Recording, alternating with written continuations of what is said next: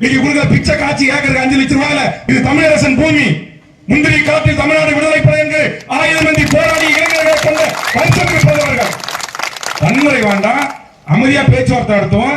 ஏக்கருக்கு எங்களுக்கு பணம் கொடுங்க, உரிய இழப்பீடு கொடுங்க, வீட்டுக்கு ஒருவருக்கு நிரந்தர வேலை கொடுங்க, நிலத்தை தருவதற்கு நாங்க தயாரா இருக்கிறோம் அப்படின்ற இந்த மக்களை நீங்க மிரட்டி பாக்குறீங்க. ஒவ்வொரு முறையும் நான் கேட்கிறேன், தமிழ்நாடு அரசு அதிகாரிகள், சங் பரிவார கும்பலுக்கு மாமா வேலை செய்யற அதிகாரிகள், வடதமிழ் நாட்டு வன்னிய மக்கள், தாழ்த்தப்பட்ட மக்கள் இருந்தா அவங்க இழிச்ச வேணா உங்க வீரத்தை போய் தென் மாவட்டத்தில் காட்ட வேண்டியதானே? வேணா டங்ஷன் அனுமதிச்சு விட்டீங்க. டங்ஷனுக்கு நீங்க தமிழ்நாடு சட்டமன்றம் தீர்மானங்களை பற்றி முதலமைச்சர் அறிவித்திருக்கிறார்.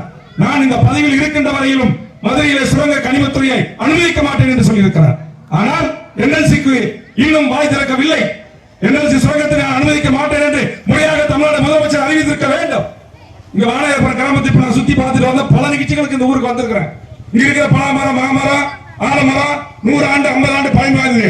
நீங்க கொடுக்கிற பிச்சை காட்சி ஏக்கருக்கு 5 லட்சம் ரூபாயில, நீங்க கொடுக்கிற பிச்சை காட்சி ஏக்கருக்கு 5 லட்சம் ரூபாயில 150 ஆண்டு பனைமரமும் 150 ஆண்டு எங்களுடைய தென்னை மரங்களும் என்னுடைய இயற்கை வளங்களும் திரும்பி வந்துருமா?